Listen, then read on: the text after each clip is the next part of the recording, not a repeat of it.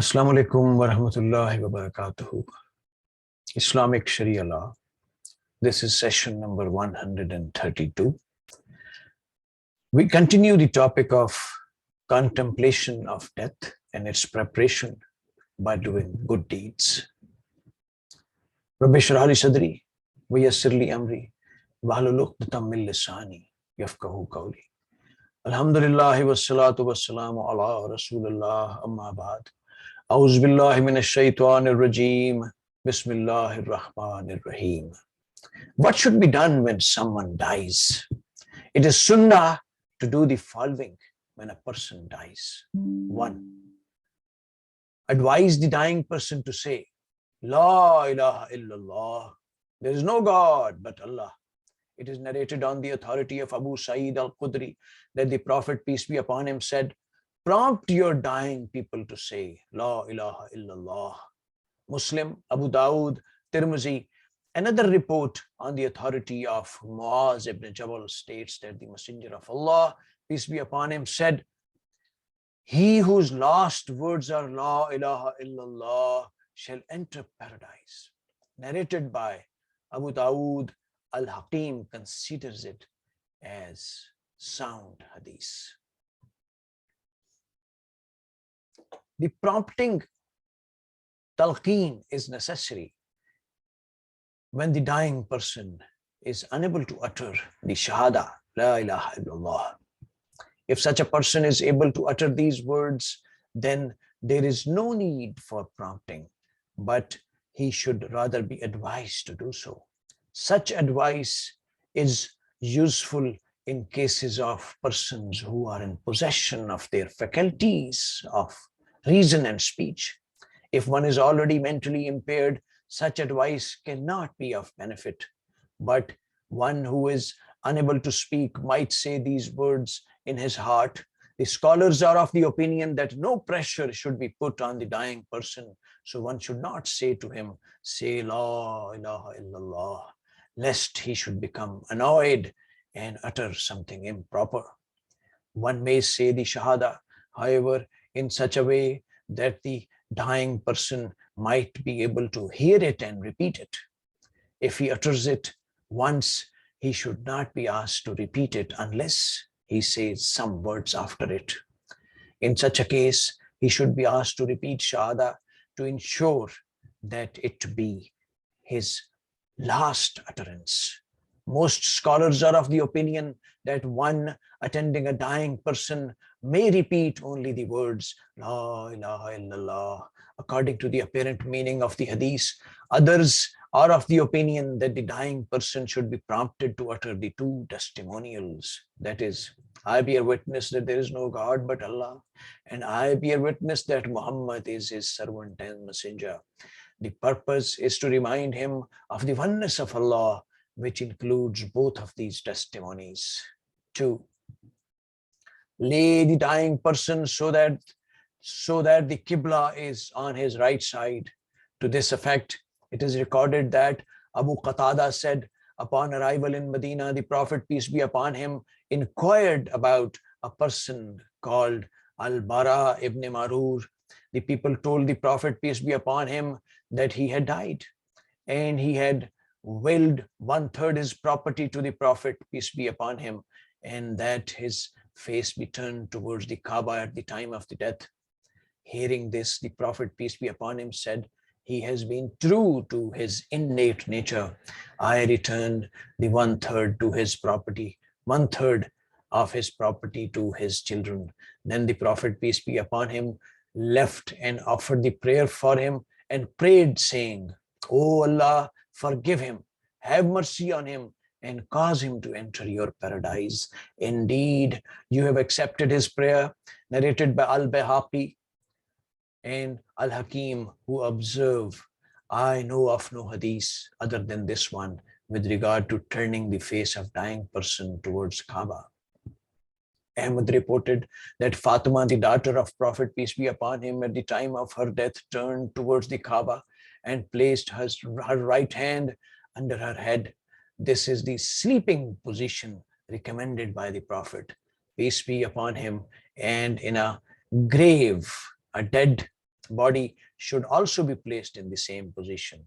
A report according to a Shafi says, the body of the deceased should be laid flat on his back with his feet towards the Kaaba, and this face and his face raised a little facing it.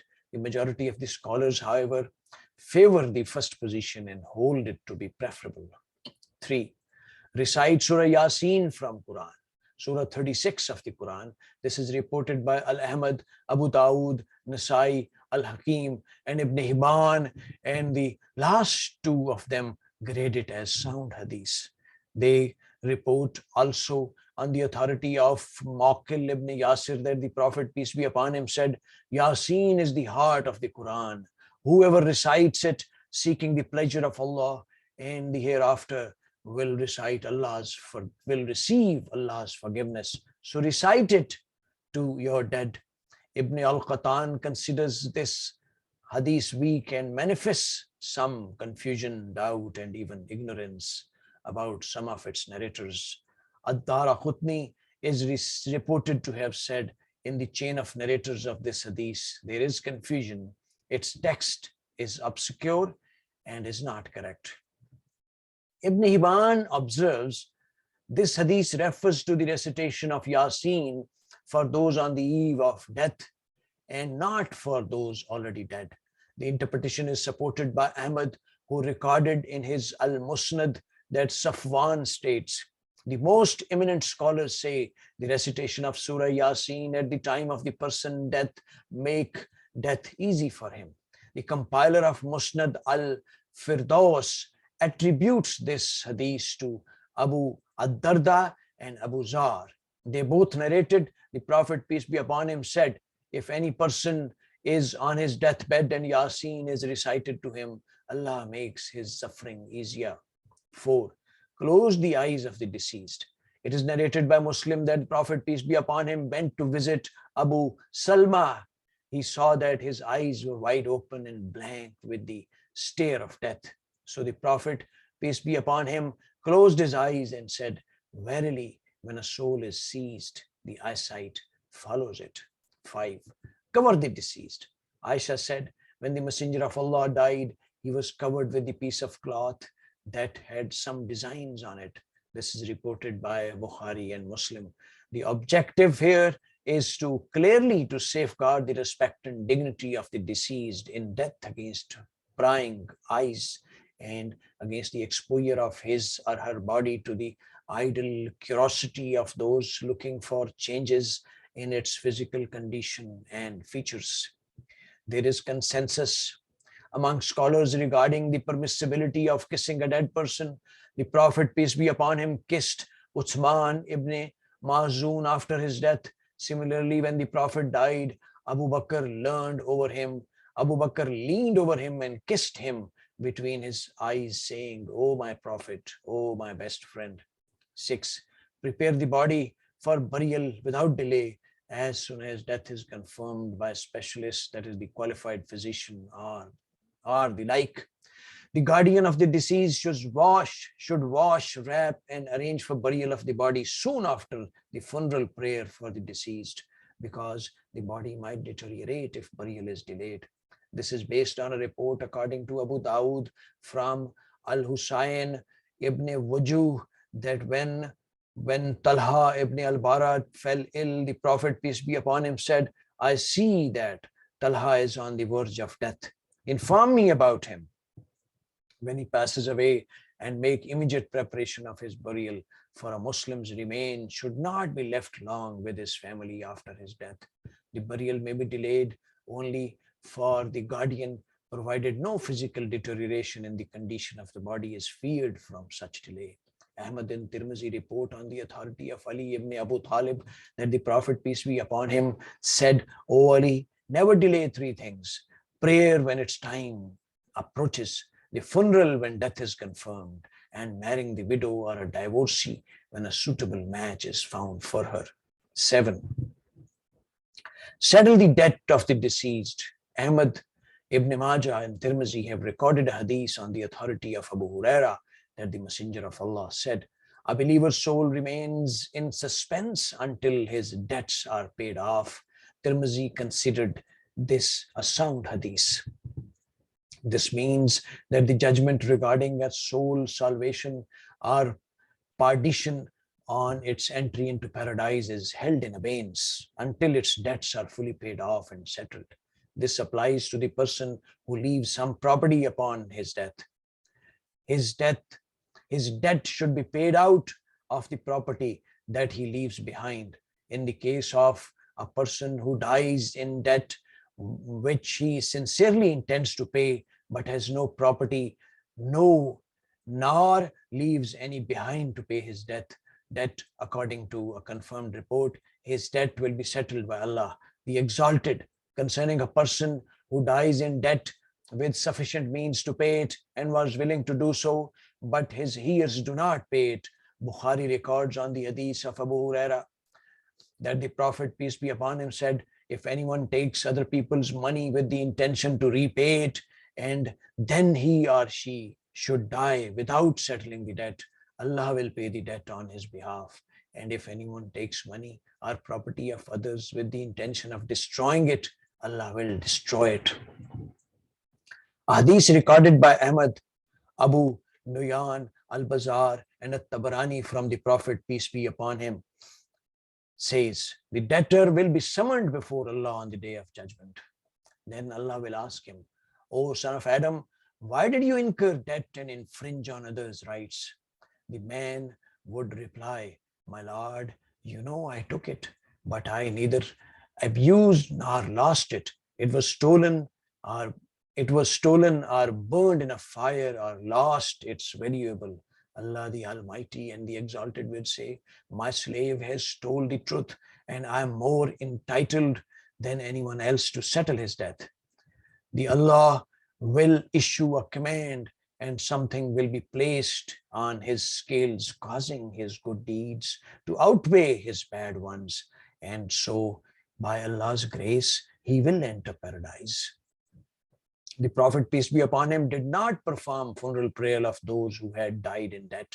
When, however, Allah the Almighty granted him certain lands as a result of conquest and the community's wealth increased, he offered funeral prayer for them and settled their debts. Bukhari reports the Messenger of Allah, peace be upon him, said, I am nearer to the believers than their own slaves. So if someone dies leaving behind debt, but no wherewithal to settle, we will pay his debt.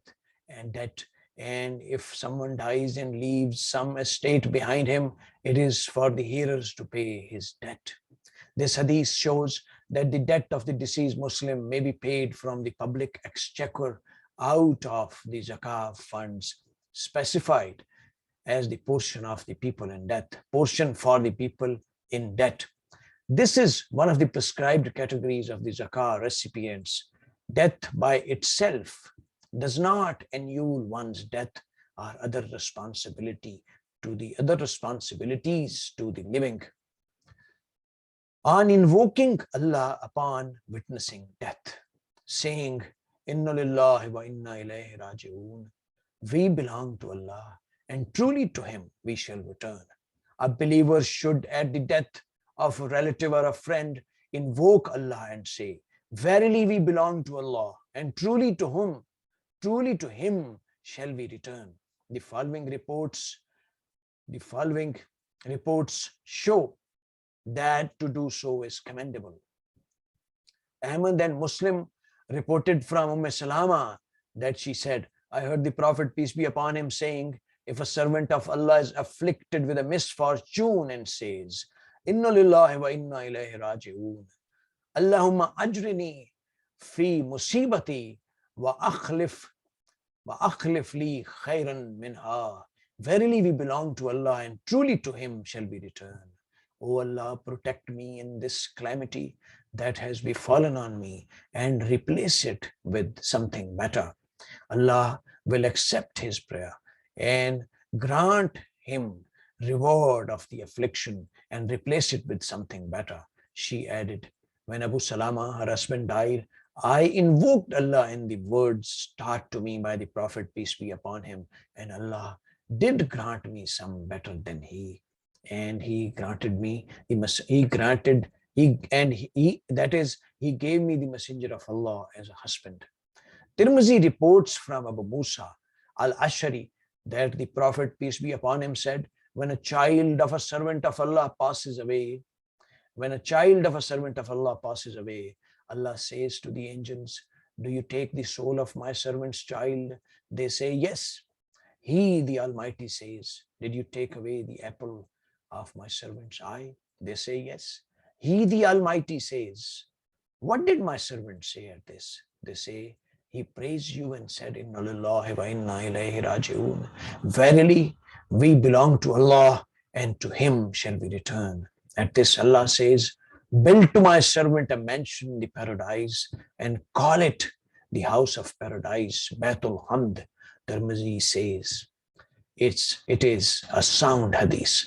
Bukhari has reported that Bukhari has reported from Abu Huraira that the Prophet, peace be upon him, said, Allah the Exalted and Glorious says, I have no better reward than paradise for a believing servant of mine who is patient and resigned when I take away one of his beloved, one among those he most cherishes in the world.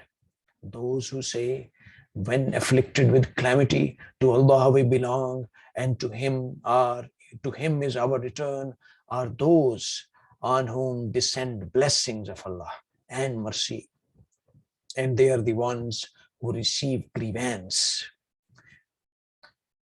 55, commenting on these verses of Quran, Ibn Abbas said, Allah the Almighty and the Exalted inform us that when a believer is patient and resigned after a misfortune visits him and invokes Allah, Allah will grant him 3 good merits: blessings, mercy, and guidance to the right path. Ladies and gentlemen, here I would like to end this session. Inshallah, this topic, contemplation upon death and preparation for it with good deeds, will continue in subsequent topics as well. Let's all together pray from Allah subhanahu wa ta'ala that he grants us sincere intention and resolve to learn commandments of Holy Quran, Siratul Nabi, Hadith, and Sunnah sallallahu alaihi wasallam. And he grants us wisdom, courage, and strength to pass this benevolent knowledge to others and to apply it on our societies, countries, and world as a whole in letter and spirit 100%. May Allah subhanahu wa ta'ala be our best guide and protector, and may he bestow upon us what is best suited for us. Ladies and gentlemen, please take care of yourselves, your kith and kins, and your environment as a whole. Inshallah, till next session, Allah Hafiz.